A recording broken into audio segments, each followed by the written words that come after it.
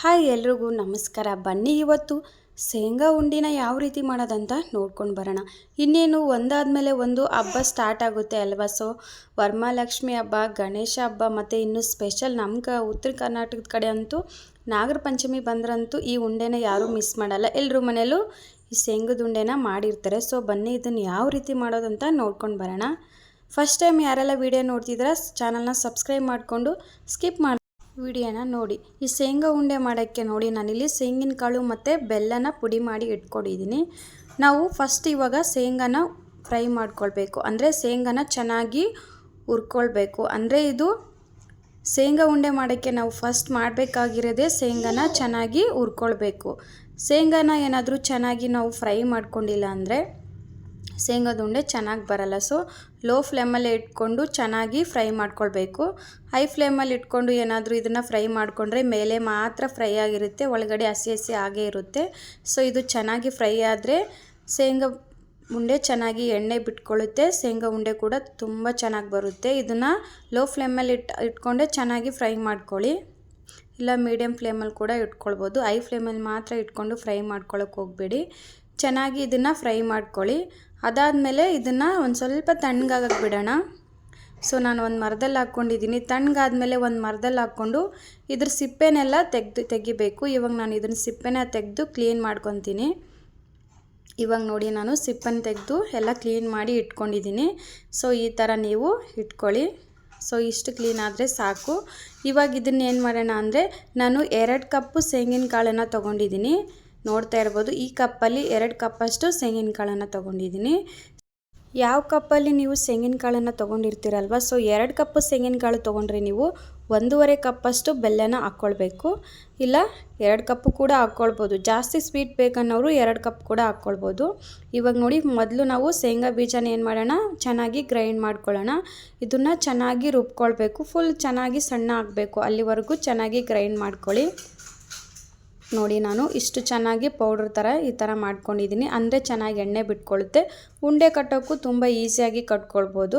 ಇವಾಗ ಇದನ್ನು ಒಂದು ಬೌಲಲ್ಲಿ ಹಾಕ್ಕೊಳ್ಳೋಣ. ಫಸ್ಟು ಶೇಂಗಾನೆಲ್ಲನೂ ಗ್ರೈಂಡ್ ಮಾಡ್ಕೊಂಡು ಬಿಡೋಣ.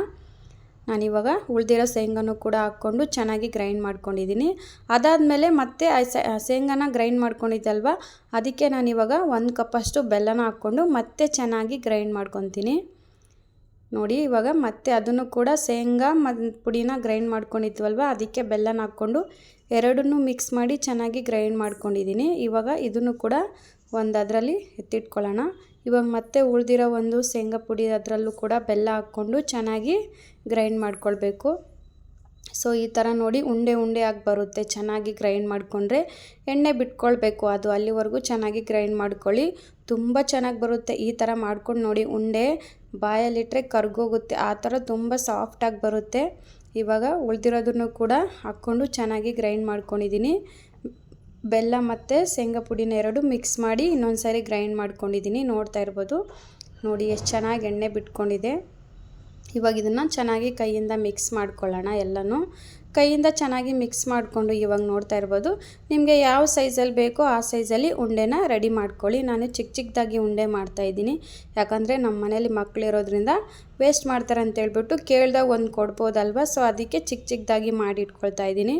ಇದು ತಿನ್ನೋಕ್ಕೂ ಚೆನ್ನಾಗಿರುತ್ತೆ, ಹಾಗೂ ಹೆಲ್ತ್ಗೂ ಕೂಡ ತುಂಬಾ ಒಳ್ಳೆಯದು. ಮಕ್ಳಿಗೆ ದಿನ ಒಂದು ಕೊಟ್ರಂತೂ ತುಂಬಾ ಬೆನಿಫಿಟ್ಸ್ ಇದೆ. ಬೆಲ್ಲ ಮತ್ತು ಶೇಂಗಾ ಎರಡೂ ಕೂಡ ಆರೋಗ್ಯಕ್ಕೆ ತುಂಬಾ ಒಳ್ಳೆಯದು.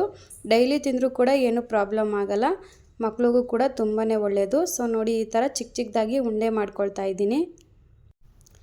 ನಿಮಗೆ ಯಾವ ಸೈಜಲ್ಲಿ ಬೇಕೋ ಆ ಸೈಜಲ್ಲಿ ಈ ಥರ ಉಂಡೆ ಮಾಡಿ ಇಟ್ಕೊಳ್ಬೋದು. ತುಂಬ ಈಸಿಯಾಗಿ ಮಾಡ್ಕೊಳ್ಬೋದು ನೀವು ಇದನ್ನು. ನೋಡಿ ಎಷ್ಟು ಚೆನ್ನಾಗಿ ಸಾಫ್ಟಾಗಿ ಬಂತೆ ಅಂತ ಹೇಳ್ಬಿಟ್ಟು ಈ ಥರ ನಾನು ಎಲ್ಲನೂ ಮಾಡಿ ಇಟ್ಕೊಳ್ತೀನಿ ಇವಾಗ. ಸೊ ಇದೇ ಸೈಜಲ್ಲೇ ನಾನು ಎಲ್ಲ ಉಂಡೆನೂ ಪ್ರಿಪೇರ್ ಮಾಡ್ಕೊಳ್ತೀನಿ. ಸೊ ಏನು ಬೇಡ, ಜಸ್ಟ್ ಬೆಲ್ಲ ಶೇಂಗಾ ಇದ್ದರೆ ಸಾಕು, ನೀವು ಈ ಶೇಂಗಾ ಉಂಡೆನ ಮಾಡ್ಕೊಳ್ಬೋದು. 2 ಪದಾರ್ಥನ ಯೂಸ್ ಮಾಡಿಕೊಂಡು ಬೇಗ ಮಾಡ್ಬೋದಾದಂಥ ಒಂದು ಉಂಡೆ ಅಂತಲೇ ಹೇಳ್ಬೋದು. ಏನಾದರೂ ಹಬ್ಬ ಇದ್ದಾಗ ನಮ್ಮ ಹತ್ರ ಟೈಮ್ ಇಲ್ಲ ಅಂದಾಗ ನೀವು ಈ ಥರ ಉಂಡೆ ಮಾಡ್ಕೊಳ್ಳಿ, ತುಂಬಾ ಚೆನ್ನಾಗಿರುತ್ತೆ. ಬನ್ನಿ ಇವಾಗ ಎಲ್ಲನೂ ಈ ಥರ ಪ್ರಿಪೇರ್ ಮಾಡ್ಕೊಳ್ಳೋಣ. ನೋಡ್ತಾ ಇರ್ಬೋದು ಎಣ್ಣೆ ಎಷ್ಟು ಚೆನ್ನಾಗಿ ಬಿಟ್ಕೊಂಡಿದೆ ಅಂತೇಳ್ಬಿಟ್ಟು. ನಾವು ಚೆನ್ನಾಗಿ ಶೇಂಗಾನ ಫ್ರೈ ಮಾಡಿಕೊಂಡ್ರೆ ಈ ಥರ ಮೇಲೆಲ್ಲ ಚೆನ್ನಾಗಿ ಎಣ್ಣೆ ಬಿಟ್ಕೊಳ್ಳುತ್ತೆ. ಸೊ ಇವಾಗ ಉಳಿದಿರೋ ಎಲ್ಲ ಉಂಡೆನೂ ಮಾಡಿ ಇಟ್ಕೊಂಡಿದ್ದೀನಿ.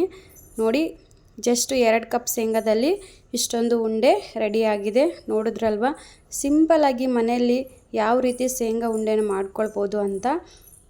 ನಾನು ಹೇಳಿರೋ ಅಂಥ ಒಂದು ಟಿಪ್ಸ್ನ ಫಾಲೋ ಮಾಡಿ ತುಂಬಾ ಚೆನ್ನಾಗಿ ಬರುತ್ತೆ ಉಂಡೆ. ಸೊ ನೋಡಿ ಎಷ್ಟೊಂದು ಸಾಫ್ಟಾಗಿ ಬಂದಿದೆ ಅಂತ ನೋಡ್ತಾ ಇರ್ಬೋದು. ಸೊ ಹೇಳಿರೋ ಒಂದು ಟಿಪ್ನ ಯೂಸ್ ಮಾಡಿಕೊಂಡು ನೀವು ಈ ಥರ ಸಾಫ್ಟ್ ಉಂಡೆನ ಮಾಡ್ಕೊಳ್ಬೋದು.